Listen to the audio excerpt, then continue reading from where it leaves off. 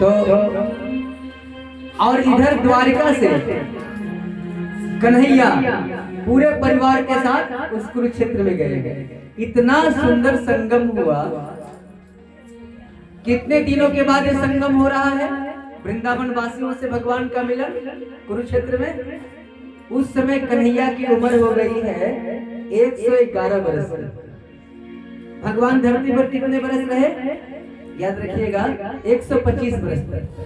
कन्हैया 111 बरस के हो गए हैं। और उस समय जसोदा से, नंद बाबा से और गोपियों से मुलाकात कुरुक्षेत्र में हो रही है। इतना जोरदार संगम हुआ। अब सोचिए कि यदि वर्षों का पिछड़ा हुआ कोई मिले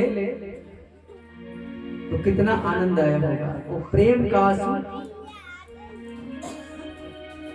अब कुछ सिपाही जो थे वो सड़क पर से लोगों को हटाते जा रहे थे। हटिए हटिए, द्वारिकाधीश की सवारी आने वाली है, द्वारिकाधीश की सवारी आने वाली है गंगा स्नान को।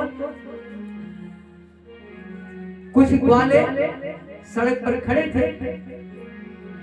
ग्वालों से द्वारिका के सिपाहियों ने कहा हटो हटो, द्वारिकाधीश स्नान के लिए आने वाले हैं। एक ग्वाला ने कहा अरे सुन, तेरे द्वारिकाधीश का क्या नाम है? तो कहा कि हमारे द्वारिकाधीश का नाम है कृष्णचंद्र महाराज जी, आप हटिए। तो जानते हैं ग्वालों ने क्या जवाब दिया? जा जा, हम नहीं हटेंगे, अपने राजा से कह देना रास्ते में तेरे बाप खड़े हैं। और यही कहना जो कह रहे हैं। अब तो सिपाही मजबूर हो गए, भगवान के पास लौट के चले गए, कुछ बोल ही नहीं रहे। अरे बोलो ना, क्या बात हुई?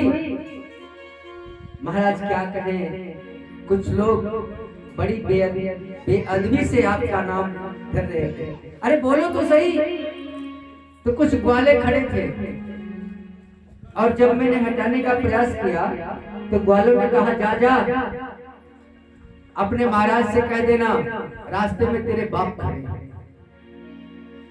अब भगवान ने जो सुनी, भगवान को पुरानी मित्रता याद आ गई। नेत्र सजल हो गए और दौड़ पड़े।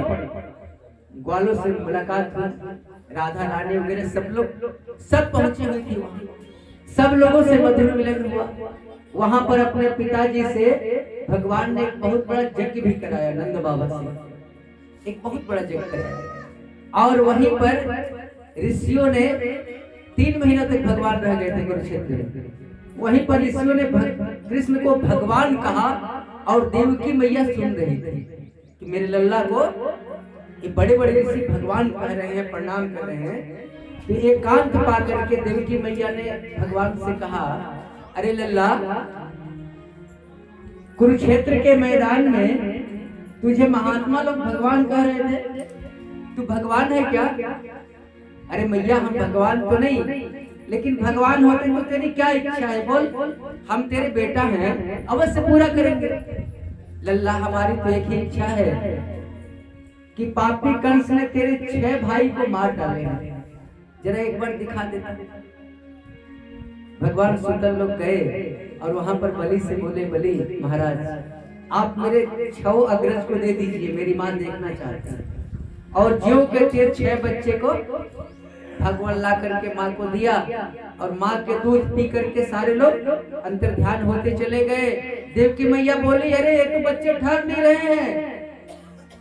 भगवान ने हाथ जोड़ लिया, माँ आपने देखने के लिए कहा था ना, मैंने दिखा दिया, अब जाने दो, इस स्वर्ग में रहेंगे, यहाँ क्यों रखने का प्रयास करती हो?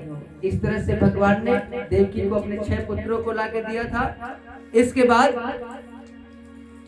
यदुवंश के अंत का समय अब आने लगा। भगवान का लगभग 125 वर्ष पूरा होने लगा। तो द्वारिका में एक ब्राह्मण रहता था। ब्राह्मण के जो बेटे होते थे मर जाता था, जन्म लेते। ब्राह्मण ने एक बार कृष्ण को बड़ा उल्टा पुल्टा बोला कि जिस राज्य में राजा गड़बड़ होता है उसके प्रजा को दुख होता है। कृष्ण तुम गड़बड़ हो, तुम्हारे नियत में खोट है, जिसके चलते हमारे बच्चे मर रहे हैं। अर्जुन वहीं पर थे। अर्जुन ने तुरंत सौगंध खा ली कि सुनिए ब्रह्मन देवता, हम कृष्ण नहीं, हम गांडीवधारी अर्जुन हैं। इस बार आपके बच्चे के प्राण की रक्षा हम करेंगे। भगवान मुस्कुराए कि देखो अर्जुन को अहंकार हो गया अपने बल पर। बच्चा तो हर समय जन्म लेके मरता था, और इस बार जब बच्चा होने को हुआ, अर्जुन ने प्रसूति गृह को बाण से घेर दिया, लेकिन इस बार बच्चा जन्म ही नहीं लिया, पेट से ही गायब हो गया, मरा। अब अर्जुन जलने के लिए चिता सजाने लगे। वचन लिए थे कि नहीं बचा पाएंगे तो जल जाएंगे। भगवान गए, बोले अर्जुन थोड़ा मेरे साथ भी खोज लो, इसके बाद जलना भैया, कसम खाई है तो जलना पड़ेगा। भगवान अर्जुन को लेकर के खोजने चले, रथ पर बैठ के। लोकालोक पर्वत जब पार कर गए तो पूरा अंधेरा छा गया। आगे सुदर्शन को किया, सुदर्शन रास्ता दिखाते हुए पहुंचे। कहां पहुंच गए? तो पहुंच गए वहां पर बलि के धाम में भौमासुर नाम का भौम पुरुष था। भौम पुरुष ने भगवान को प्रणाम किया और कहा सरकार, बच्चे का हरण हमने किया है, आपको यहाँ तक बुलाने के लिए आपका और अर्जुन का समय पूरा हो गया, अब आप लोग वापस आ जाओ। ले जाइए, ब्राह्मण के बच्चे को हम देते हैं। और ब्राह्मण के बच्चे को भगवान ले जाकर के ब्राह्मण को दिए, और उसी समय अपने जाने का योजना बनाई। उद्धव जी से कहा, उद्धव तुझे तो रहना पड़ेगा मेरे जाने के बाद, मेरे भक्तों को का अवलंबन बनना कम से कम, नहीं तो ये व्याकुल हो जाएंगे। उद्धव जी बोले ना सरकार, हम आपके बिना नहीं रह सकते। ना उद्धव, एक चरण पादुका लो, बद्रिका धाम में रख देना, और तुझे रहना पड़ेगा। इसके बाद उस समय जदवंशियों की संख्या 56 करोड़ की हो गई थी। तो भगवान ने सोचा कि मेरे जाने के बाद ये तो धरती के भार बन जाएंगे, इन लोगों को यहीं समाप्त करके चले। तो भगवान सबको लेकर चले, एक लीला रची।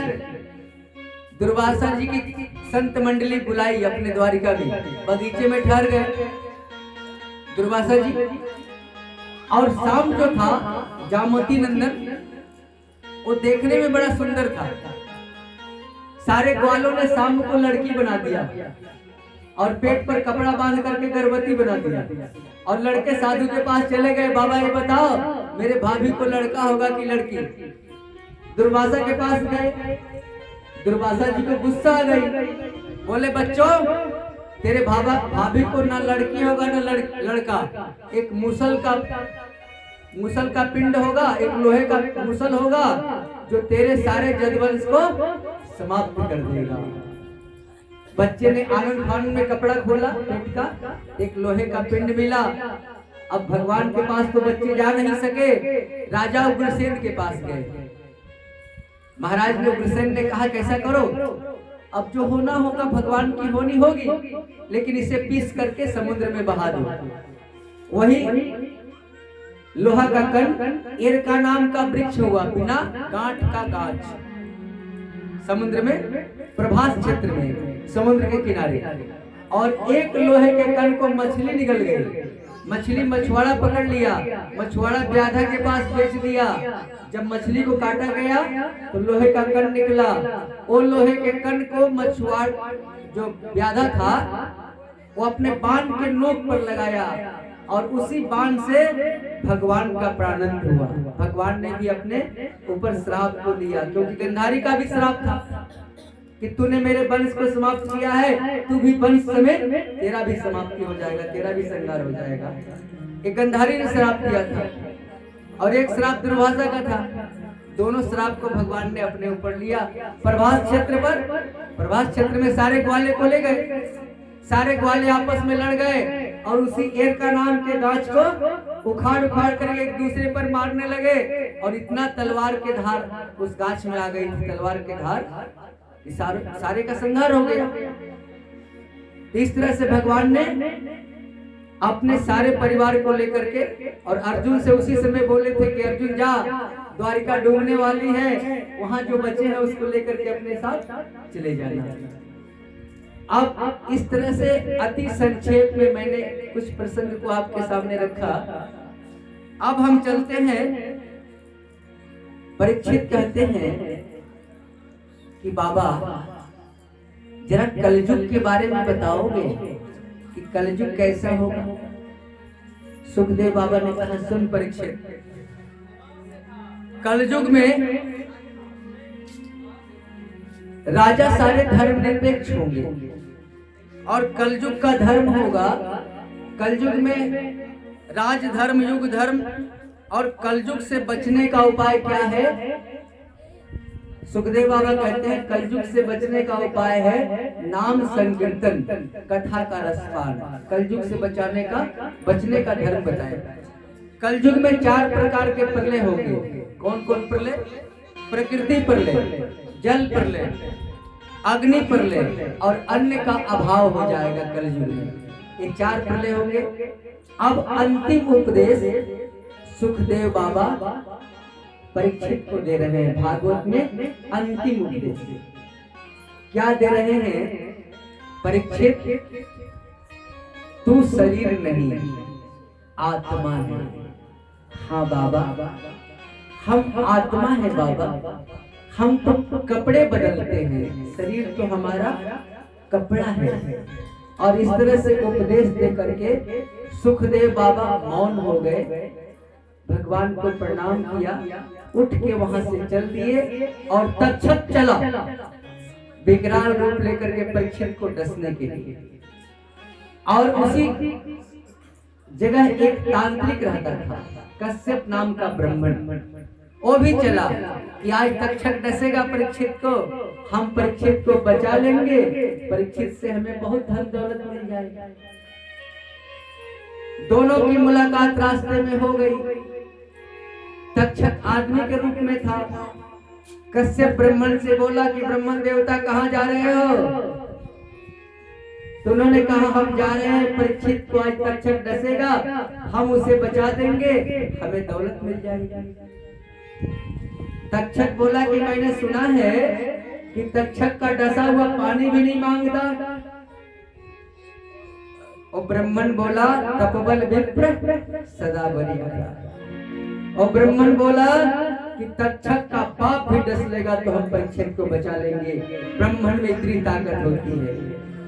ब्राह्मण केवल अपने को थोड़ा ठीक कर लेगा, थोड़ा पवित्र कर लेगा, तो उसके सामने दुनिया में कोई भी शक्ति ठीक नहीं सकती। यदि हम बदनाम हैं तो अपने कर्मों के चलते, यदि हम पतित हैं तो अपने कर्मों के चलते। जिस दिन हम अपने कर्म को ठीक कर लेंगे, सारे लोग हमारे सामने छोटे छोटे लगेंगे। इसलिए हमको इस पर थोड़ा विचार करना चाहिए। तक्षक असली रूप में आ गया। मैं ही तक्षक हूँ तांत्रिक। मैं इस पीपल के वृक्ष को डंक मारता हूँ तो इस वृक्ष को जिंदा कर देगा, तो मैं समझ जाऊंगा कि तेरे मंत्र में ताकत है। एक लकड़हारा उस वृक्ष पर लकड़ी काट रहा था। तक्षक ने डंक मारी, वृक्ष समेत लकड़हारा भी मर गया। और ब्राह्मण हाथ में जल लिया, मंत्र पढ़ा और वृक्ष पर मार दिया। वो जला हुआ वृक्ष जिंदा हो गया और लकड़हारा भी लकड़ी काटने लगा। तपबल विप्र सदा बलिया। तो तक्षक तो समझ गया इसमें शक्ति है, परीक्षित को बचा देगा। बोले कि ब्राह्मण तुम धन के लिए जा रहे हो ना परीक्षित के पास, क्योंकि ब्राह्मण थोड़ा धन के लोभी होते हैं। हाँ, तो चले जाओ इस खदान में, जितना धन चाहिए ले लेना, हीरा मोती जवाहरात ले लेना, ये हीरे मोती का खदान है। वहीं से ब्राह्मण मुड़ गया और हीरा मोती लेकर घर वापस चला गया। लेकिन तक्षक के डसने से पहले परीक्षित उस शरीर को छोड़ चुके थे। तक्षक ने डंक मारा, परीक्षित का शरीर काला हुआ। जन्मेजय पुत्र सर्प यज्ञ किया और सारे सर्प उस यज्ञ में जलकर भस्म होने लगे। इंद्र के गद्दी से, सिंहासन से एक सर्प लिपटा हुआ था और मंत्र की शक्ति के द्वारा जो सर्प खींचा चला रहा था, उस सर्प के साथ इंद्र भी खींचे चले आ रहे थे। ब्रह्मा भगवान आ गए, विष्णु भगवान आ गए। जन्मेजय से बोले, अरे जन्मेजय तू ये क्या कर रहा है बेटा? तेरे पिता की तो मुक्ति हो गई है, खामखा तुम सर्पों को मार रहे हो। सर्प ने तो तेरे पिता को कुछ नहीं किया, सुखदेव जी के द्वारा तो उसकी मुक्ति हो गई, छोड़ दे बेटा, तब कुछ सर्प योनि बची। इस तरह से मैंने आपके सामने भागवत की कथा रखी। मैं उस योग्य तो नहीं, क्योंकि भागवत विद्वानों का अखाड़ा है, बड़े बड़े विद्वान टक्कर मारते हैं। आप लोगों के आशीर्वाद से, गुरु कृपा से मैं भागवत का 2 शब्द आपके बीच रख सका। भागवत तो सागर है, इसका 2 बूंद मैंने आपको पिलाया है। और मैं भगवान कृष्ण से विनती करूंगा अपनी ओर से कि भगवान हमारे परिवार के सारे लोगों को तो सुखी रखना, प्रसन्न रखना, संपन्न रखना। अब एक मंत्र का जप हम लोग 3 बार कर ले, जो कथा में अशुद्धि आई होगी वो कट जाएगी। मेरे साथ साथ कीजिएगा, पहले मैं बोलूंगा, इसके बाद आप बोलिएगा। नाम संकीर्तनम अस्य, नाम संकीर्तनम अस्य सर्व पाप प्रणाशनम, सर्व पाप प्रणाशनम, प्रणामो दुख समनस्तम, प्रणामो दुख समनस्तम, नमामि हरिं परम, नमामि हरिं परम। नाम संकीर्तनम अस्य सर्व पाप प्रणाशनम, प्रणामो दुख शमनस्तम, नमामि हरिं परम, नमामि हरिं परम, नमामि हरिं परम। इसी के साथ वाणी को विराम। ओम शांति शांति शांति। अब आरती होगी, आरती ले लेंगे, प्रसाद लेकर के तब अपने अपने घर को जाएंगे। ये विदाई गीत के